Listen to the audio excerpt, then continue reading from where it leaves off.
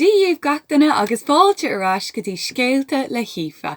So tásúil go bhfuil gachtainna go maith agus ré le haidh scéal eile. So an scéal a bhés á léamh agan inniu tá sé trí gaeilge, so clús a gaeilge oscailte. Agus an scéal atá agan inniu ná ní mise a rinne é. Féach ar seo elephantí is gachart cad a bhés ar siúil agan inniu. So, ní mise a rinne é. Scríofa ag Bridget Bhreathnach agus Maisithe ag Donough ó Mali.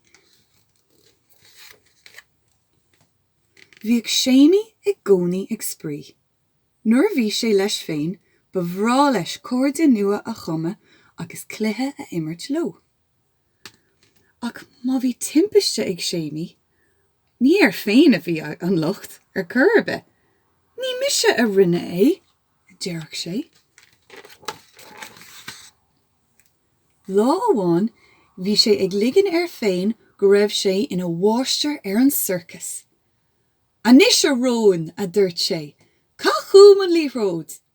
Suas leis an líomhróid, agus isteach tríd an bhuineog.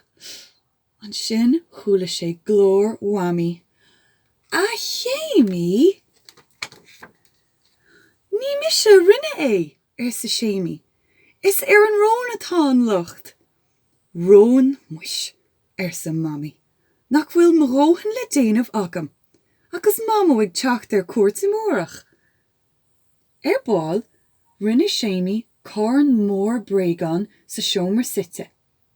Anis a bhunci, a dúirt sé, suas leat go bór an sléibhe.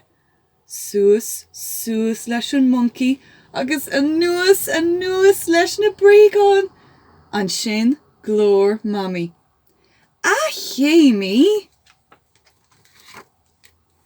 Ní mise a rinne é, ar sa séimi, is ar an monkey atá an lucht.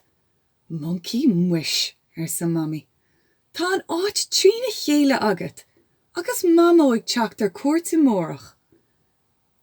Ar báil a ríist, chonig séimi na cáci beaga a bhí genta ag mami. Anis a grin, a dúirt sé. Cur na cáci seo ag etilt. Ach an sin, a chéimi? Ní mise a rinne é, ar sa séimi, is ar an bhar green atá an lucht. Bhar green muis, ar sa mami. Suas leat a chola anis, agus nach chluisim a hille scéalta mór a wit. Suas chuig a cheomar le séimi. Scéalta mór an muis, a dúirt sé leis féin. Ní ormsa atá an lucht. I lár na híthe sin, nuair bhí gach duine ina chola, isteach sa teach le trí cín de elephantí beaga. Ar maidin, rúisig séimi de gheit. Bhí na elephantí beaga ag léim ar a lepa. Bhí gló an daol acu. An sin, a chéimi? Ach, a whammy, ní mise a rinne é, ar sa séimi. Is ar na trí elephantí beaga atá an lucht. Elephantí muis, ar sa mami.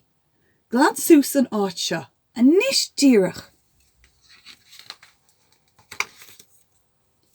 Glan séimi a cheomra ó bhun go bór. Anis, ar sa mami. Tá de chuid bréagán caite ar fud na háite. Peoch suasíad sulla dagan mamo. Ach, bhí na elephantí ag iarraidh sprí. Stopaí, a bheith séimi, anis díreach. Suas leis an líomhróid. Suas, an sin, a chéimi? Ach, a whammy, ní mise a rinne é, ar sa séimi. Is ar na elephantí beaga dána sin atá an lucht. Elephantí muis, ar sa mami. Féach orsa, tá tú lufa salach. Suas leat isteach san ulcadán. Bei mamo an seo nóméid ar bith. Ach, bhí na elephantí fós ag iarraidh sprí. Stopaí a bheith séimi, a níos díreach a dearm lever dul é. An sin, a